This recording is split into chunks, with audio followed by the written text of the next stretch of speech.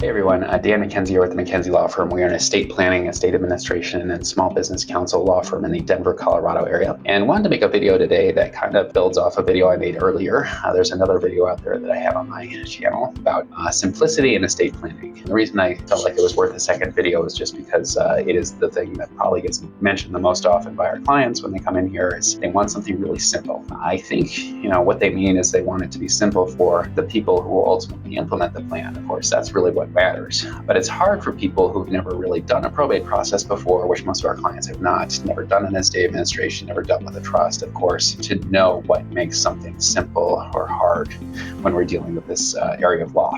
And so what they turn to try and judge simplicity is the length of the document, right? So when they see a document that is maybe like a will that's like 2 or 3 pages long, for example, if you compare that to a will that is 50 pages long, most people are going to look at those two documents and think, okay, the 2 to 3 page will is simple, the 50-page will is complicated. I'm not an exotic person with lots of crazy assets, like the 2 or 3 page will is good enough for me. And I just want to challenge that a little bit. And the analogy that I came up with recently that I think maybe could be helpful to people to understand this is computer code, and specifically operating systems. I look back and just kind of remember my childhood when the IBM PC or the Apple IIe or those first desktop computers that were coming out and really being bought by a lot of people, what those were like. I looked it up, and Microsoft was making the software, of course, for the IBM computers, and they recently released the code for that, and it's about 13,000 lines long, which, might sound like a lot,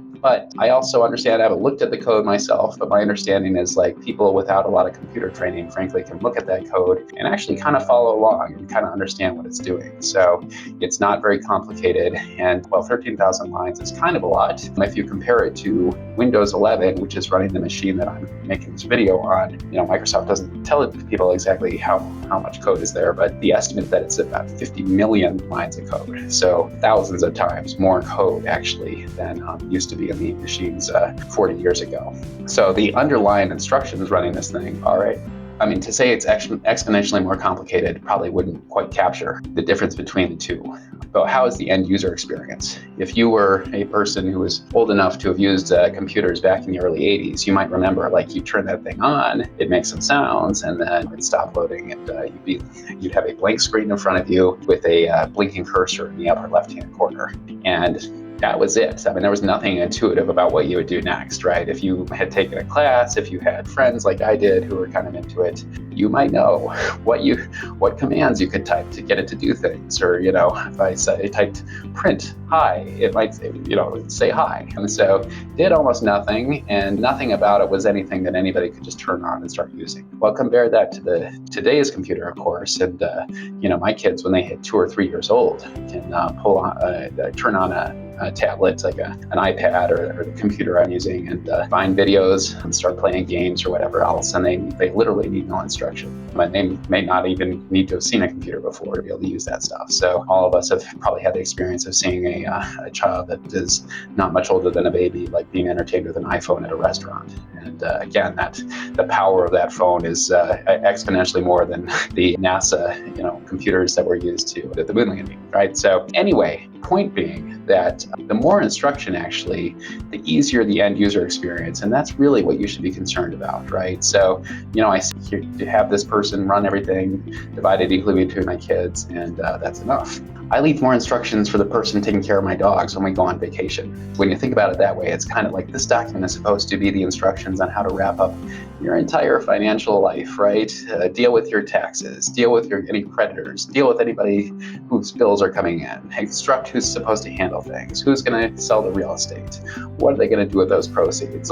If you were to do this with your own stuff, it would really not be that easy. So to think that, a 2-page or 3-page or even a 10-page document is really going to be enough for people is a little bit just an underestimate what someone really needs to do. And so a lot of people see our documents tend to be quite a bit longer than that, but the point that we are trying to cover is look, we're going to try and cover every eventuality. We're trying to instruct people on not just, who should split things equally, but what comes up in various circumstances. What if the person you picked can't do the job? What if, two people might have a reasonable difference of opinion about really what it means to divide things equally, or what something is valued at, or, how to handle certain assets that have different tax obligations than others, right? So there's all kinds of ways that things can be a little bit more complicated than you expect.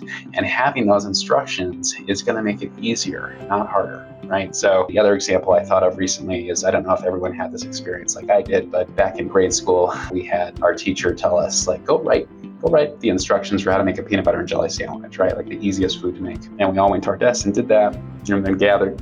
And the teacher was at the front of the room with a jar of peanut butter and a jar of jelly and a loaf of bread. And she pulls out the first set of instructions. And of course, it says something like, take the peanut butter and put it on the bread.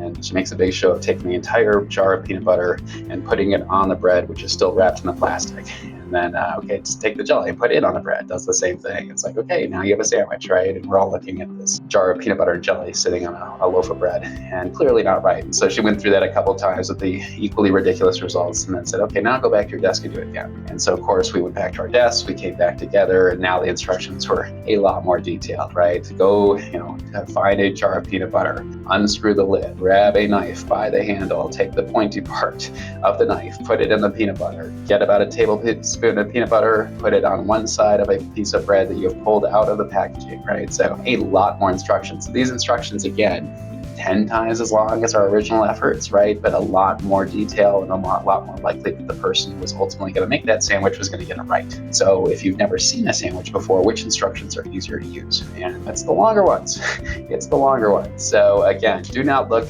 at estate planning documents or templates or whatever you're out there trying to figure out, and just figure, well, short will be simple and long will be hard. And, I'm a relatively straightforward person anyway, so I really don't need any of that complicated, longer documents. That is just not right. Most people doing probates haven't done them before, haven't even been through them at any point. So they're encountering this for the first time too. So you really want to be thoughtful about that and give a lot of instructions. So it's helpful if the person who is instructing you on this has been through some probates themselves and sees where landmines, can be that most people would not really expect. So if you think we might be able to help you with that conversation, we'd be happy to have it with you. Again, we're the McKenzie Law Firm. We're in Denver, Colorado. Our phone number is 303-578-2745. You can go to McKenzieFirm.com, and we'd be happy to discuss further. Hope this helps, and I appreciate you watching. Thanks.